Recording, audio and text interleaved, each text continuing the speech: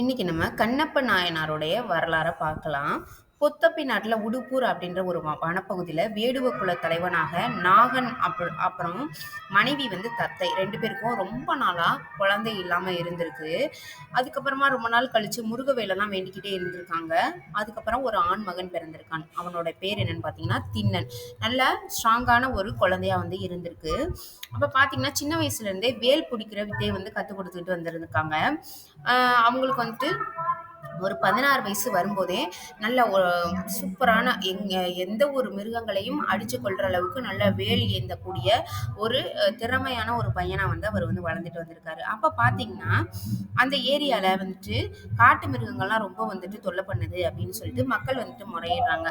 அப்போ வந்துட்டு இந்த நாகன் அவருக்கு வந்து ரொம்பவே வயசாயிட்டதுனால தன்னோட பையன் திண்ணப்பன் வருவான் அப்படின்னு சொல்லி அனுப்ப, திண்ணப்பன் வருவான்னு சொன்னோடனே அந்த மக்கள் எல்லாருக்குமே ரொம்பவே மகிழ்ச்சியா, ரொம்ப ஒரு திறமையான பையன் இல்லையா, அதனால கண்டிப்பா இவர் வந்துட்டு அந்த மிருகங்களை எல்லாம் அடிச்சிருவாரு அப்படின்னு சொல்லி நம்பினாங்க. அவருக்கு புலித்தோல்லாம் இருக்க பண்ணி அவரை வந்து ரொம்ப ஒரு சீரும் சிறப்புமா வரவேற்றிருக்காங்க. அதுக்கப்புறமா பார்த்தீங்கன்னா அவர் கூடவே தன் நாணன் காடன் அப்படின்ற 2 பேரை வந்துட்டு காவலனா கூட்டிட்டு போயிருக்காரு அங்க. அப்ப பார்த்தீங்கன்னா நிறைய மிருகங்களை வந்து அடிச்சுட்டு இருந்திருக்காங்க. அப்போ அவங்க வலையில சிக்கின ஒரு பன்றி ஒன்று தப்பிச்சு ஓடி இருக்கு. அவங்கள விரட்டிக்கிட்டு ஓடி இருக்காங்க இந்த திண்ணப்பன். ஓடிக்கிட்டே இருந்தவர் என்ன பண்ணிட்டாருன்னா தன்னோட வாளால அந்த பன்றியை 2 கூறா வெட்டி போட்டாரு. அதை பார்த்தோன்னே இந்த காடனுக்கும் நாணனுக்கும் ரொம்பவே மகிழ்ச்சி. இவ்வளவு ஒரு திறமையா இருக்காரு பாரு, ஒரு பெரிய பன்றியை இந்த வயசுல வந்துட்டு அழகா வெட்டிட்டாரே அப்படின்னு சொல்லிட்டு அதுக்கப்புறமா பசிக்க ஆரம்பிச்சிருக்கு 3 பேருக்கும். சரி நம்ம இந்த பன்றியவே சுட்டு நம்ம சாப்பிடலாம் அப்படின்னு சொல்லிட்டு நினைச்சிருக்காங்க. ஆனா தண்ணி இல்லை அந்த இடத்துல. தண்ணி வேற தவிக்குது, என்ன பண்ணலாம் அப்படின்னு பார்த்தா பக்கத்துல ஒரு ஆறு ஓடுது. அங்க போயிட்டு நம்ம சமைச்சு சாப்பிட்டுட்டு தண்ணியும் குடிச்சிட்டு வரலாம் அப்படின்னு சொல்லிட்டு அந்த காடனும் நாணனும் சொல்றாங்க. சரி அப்படின்னு சொல்லிட்டு பன்றியை தூக்கிக்கிட்டு போறாங்க. போற வழியில பாத்தீங்கன்னா ஒரு மலைப்பகுதி கிட்ட ஒரு சிவபெருமான் இருக்காரு.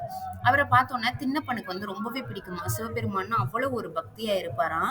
பார்த்தோன்னே என்ன இவரு யாருமே இல்லாம தனியா இருக்கிற மாதிரி இருக்கு, ஒரே தூசியா இருக்கு, பூலாம் காஞ்சு போயிருக்கு அப்படின்னு சொல்லிட்டு யாருமே இங்க வர்றது இல்லையோ அப்படின்னு சொல்லி யோசிச்சிருக்காங்க.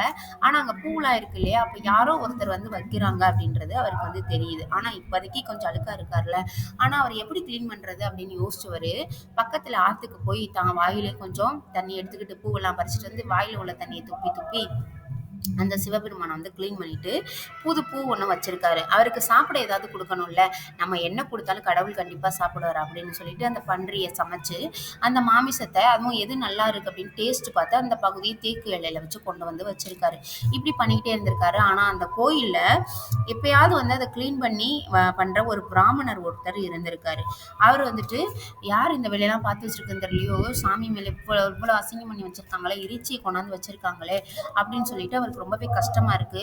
பார்த்துட்டு கிளீன் பண்ணிட்டு போயிடுறாரு. ஆனா மறுபடியும் அதே மாதிரி மறுதடவை போகும்போது இருக்கு, யார் இப்படி பண்றதுன்னு தெரியல, கடவுளே கடவுளே நீ தான் கேட்கணும் அப்படின்னு சொல்லிட்டு போறாரு.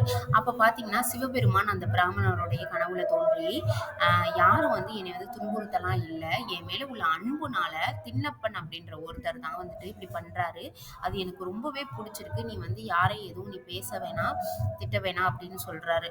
அதோட சரி அப்படின்னு சொல்லிட்டு இவரும் வர்றாரு. அப்ப சிவபெருமான் வந்து கனவுல வந்து சொல்லும் போதே சொல்லியிருக்காரு, நீ வேணா அவருடைய அந்த அன்பை பார்க்கணும் அப்படின்னு நினைச்சீன்னா கண்டிப்பா நீ பாரு, ஒளிஞ்சு நின்று கூட நீ பாரு அப்படின்னு சொல்லியிருக்காரு. உடனே அந்த பிராமணரும் வந்து அவரோட செய்யற அந்த கிளீன் பண்ற வேலை எல்லாத்தையுமே பார்த்துட்டு ஓரமா போய் ஒளிஞ்சு நின்றுருக்காரு. அப்போ இந்த திண்ணப்பன் வந்திருக்காரு. வரும்போது பாத்தீங்கன்னா சிவபெருமானுடைய கண்ணுல வந்து ரத்தம் வழியிற மாதிரி அவர் ஒரு திருவிளையாடலை பண்றாரு லெஃப்ட் சைட்ல. அப்ப பார்க்கும்போது இவருக்கு ரொம்பவே கஷ்டமா இருக்கு. அம்மாடி சாமி இப்படி யாரு பண்ணதுன்னு தெரியலையே, யாரு பண்ணனாலும் இப்படி ரத்தம் வரும்னு தெரியலையே அப்படின்னு சொல்லிட்டு தொடச்சு விட்டுருக்காரு. அது போகவே இல்லை, ரத்தம் வளைஞ்சு மெனியமா இருந்திருக்கு. அதோட போய் பச்சிலை எல்லாம் பிடிங்கிட்டு வந்து அதில் கசக்கிலாம் விட்டுருக்காரு. ஆனாலும் நிக்கல ரத்தம். அப்ப என்ன பண்ணிட்டாருன்னா தன்னுடைய கண்ணையே குத்தி எடுத்து அந்த சாமிக்கு வந்து வச்சிட்டாராம். வச்சோன்னே பாத்தீங்கன்னா அந்த ரத்தம் நின்றுச்சு. அதுக்கப்புறமா மறுபடி இன்னொரு கண்ணுல இருந்து ரத்தம் வழிய ஆரம்பிச்சிருக்கு. இது எல்லாத்தையுமே ஒளிஞ்சு நின்று அந்த பிராமணர் பார்த்துக்கிட்டு தான் இருந்திருக்காரு. அப்ப என்ன பண்ணிட்டாருன்னா மறுபடிக்கும் இந்த திண்ணப்பன் வந்துட்டு இன்னொரு கண்ணையும் பிடுங்கி அந்த இடத்துல வச்சுட்டாராம். வச்சோன்னு பாத்தீங்கன்னா அந்த பிராமணருக்கு என்ன பண்றேன்னு தெரியல, தன்னுடைய கண்ணையே சாமிக்காக கொடுக்குறாரா அப்படின்ற மாதிரி ஆயிடுச்சு. அதனாலதான் அவருக்கு திண்ணப்பன் அப்படின்ற பேர்ல இருந்து வந்து கண்ணப்ப நாயனார் அப்படின்ற ஒரு பேரும் வந்திருக்கு. அதோட கடவுள் வந்துட்டு சிவபெருமான் பார்த்துட்டு, "நீ என் மேல இவ்வளோ பக்தியா இருக்க" அப்படின்னு சொல்லிட்டு அவர வந்து சிவலோகத்துக்கு அழைச்சிட்டு போனதா சொல்லப்படுது.